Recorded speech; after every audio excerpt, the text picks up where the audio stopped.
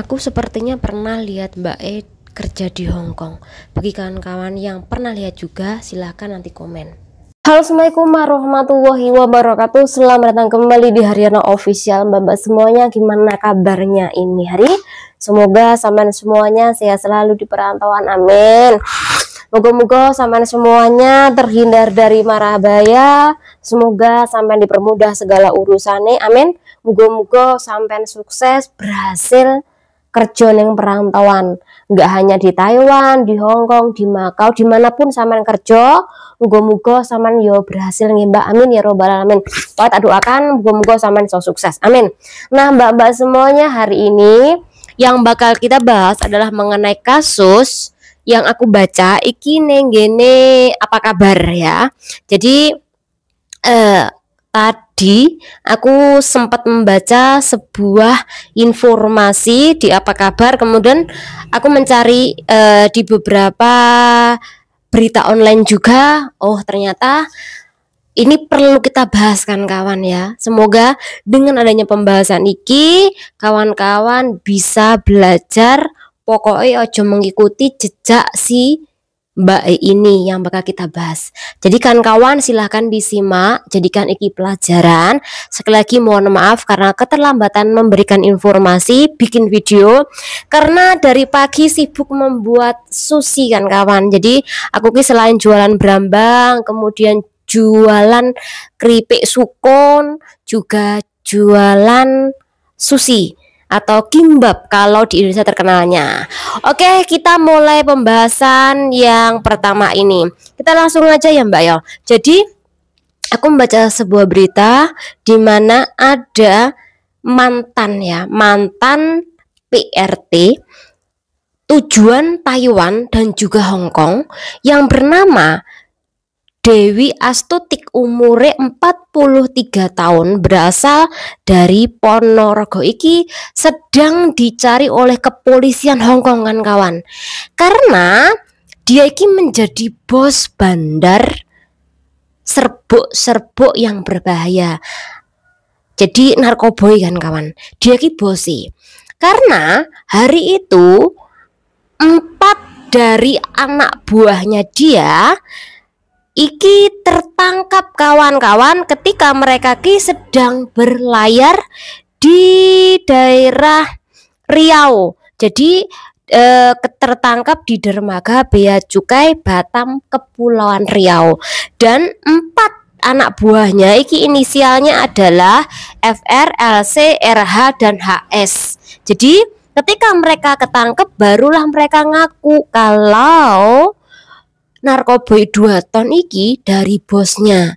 Ini nanti bakal dikirim ke Laos, Thailand, dan juga Myanmar.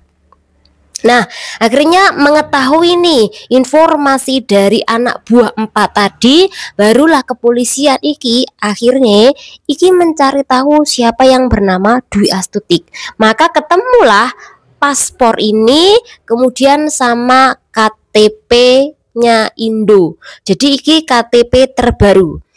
Dan setelah adanya informasi KTP-nya, kemudian adanya paspor, pihak dari kepolisian ini langsung mendatangi Mbak tempatnya si Dewi Astutik ini. Tetapi setelah ke kampung halamannya iki tidak diketahui siapa Dewi Astutik. Jadi tidak tertera Mbak namanya Dewi Astutik di situ. Tapi di situ dengan nama lainnya lagi. Nah, menurut keterangan informasi dari warga sana juga, isi Mbak Eki pernah cuti setahun yang lalu, akhirnya dia berangkat lagi ke luar negeri. Mbak harus nonton Mbak video ini Mbak, video fotonya ini.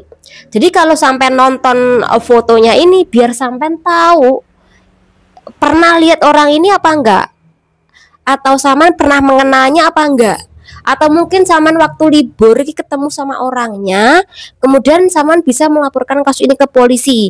Kalau temanku kayak kok mirip sama Dewi Astutik ini loh, ini loh dia tempat tinggalnya di daerah Yunlong lah, Maefu ataupun Lacikot. Jadi sampean laporkan Mbak, karena penting banget iki untuk memerangi kasus-kasus narkoboy seperti ini Mbak. Karena sekali lagi kita tahu ya bahwa benda-benda barang-barang haram tersebut kui dapat merusak generasi kita ke depannya. Jadi tidak hanya kepolisian yang harus memberantas, tapi warga-warga Indonesia kui juga harus ikut serta memberantas mereka-mereka yang dengan sengaja menjual barang-barang haram tersebut. Jadi mbak-mbak semuanya, informasi yang terakhir, setahun yang lalu dia berangkat ke luar negeri. Kalau nggak Taiwan ya Hong Kong. Bagi mbak-mbak nih, saya apabila saat ini kerja di Taiwan, nah kita lihatan mbak, kenal nggak sama Dwi Astutik ini? Bagi mbak-mbak yang saat ini kerja di Hong Kong, kenal nggak sama Dwi Astutik ini? Kalau kenal, laporkan ke KJRI. Oke, untuk kasus seperti ini kan kawan, sekali lagi, sampai tidak bakal lolos dengan waktu yang lama. Kalau sudah iki tugas-tugasnya untuk mencari jejak-jejak bos-bos atau pelaku-pelaku utama ini sudah masuk ke BIN, secara otomatis iki pasti ketangkepnya enggak lama mbak.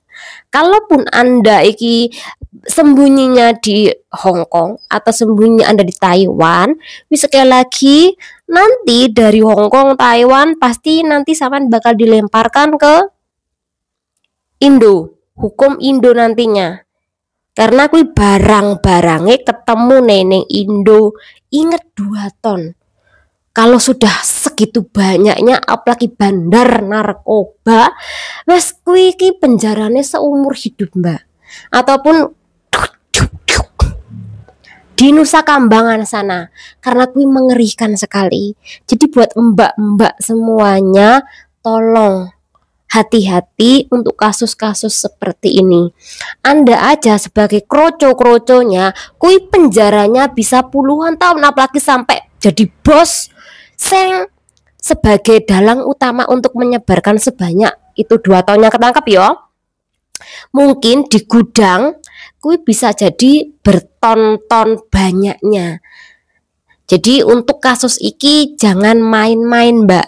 Kalau sudah mencakup yang namanya narkoboy, iki di seluruh negara kui bakal memerangi. Nggak hanya di Indo kok, di Taiwan, di Hong Kong pun iki juga anti banget sama barang haram tersebut, karena sekali lagi bisa merusak generasi-generasi kedepannya suatu negara. Jadi wajar kan di Hong Kong kui penjarane juga lama kasus-kasus seperti ini. Bahkan kalau di Cina langsung dar gitu. Jadi untuk kasus seperti mbak ini tolong jangan ikut campur, jangan mau menjualkan atau menyebarkan untuk kawan-kawan yang lain. Kan kalau beli gitu kan di diskotik ya. Nah kalau di diskotik itu biasanya ada yang menawarkan.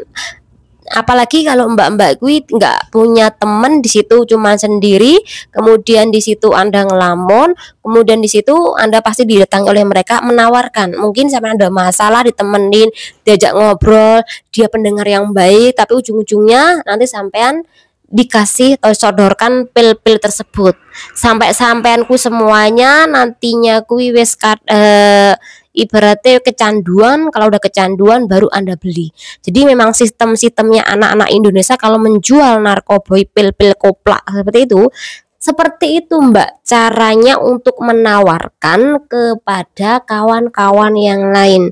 Jadi ngefly ya, ngefly-nya enak sebentar, tapi nanti Anda ketagihan nyet ini buat seperti itu. Jadi jangan sampai ketagihan, jangan sampai Anda terlibat barang-barang seperti ini, karena sekali lagi kui nggak main-main penjaranya, sama rugi sendiri mbak. Karena sekali lagi di mana-mana di Hong Kong kalau masalah seperti itu udah nggak bisa dimaafkan. Kecuali kalau sampai jualan makanan, jualan minuman, kemudian sampean kerja ilegal, sing tidak menyalahin aturan yang berat di Hong Kong, dipastikan mbak sampean bisa diloloskan. Penjarane sebulan 2 bulan sampean bisa diloloskan, asal bisa membayar denda. Tapi kalau soal narkoboy puluhan tahun, kemudian sampean dideportasi, sampean tidak bisa kembali lagi ke Hong Kong. Nanti kalau tiba di bandara Indo, sampean tangannya kuwi dalam borgol, dan kemudian kuwi nanti sampean bakal diantar oleh petugas dari kepolisian Hong Kong, kemudian nanti diterima oleh kepolisian Indo. Itu pun belum dibebaskan karena nanti ribet juga kalau di Indo. Karena apa? Kasus sampean adalah narkoboi. Jadi pengen sampean nanti pulang ke Indo keadaan dalam borgol, kemudian didampingi oleh polisi Hong Kong, mau? Kalau mau ambilan kerja seperti itu, tapi sampean tidak bakal bebas dalam waktu dekat. Intinya zaman bisa tuwek neng negara nih orang. Semoga dengan adanya kasus seperti ini kan kawan bisa belajar dan hati-hati nggih. Jangan diri. Wassalamualaikum warahmatullahi wabarakatuh. Bajuku baik, bajuku api Mbak, bajuku api.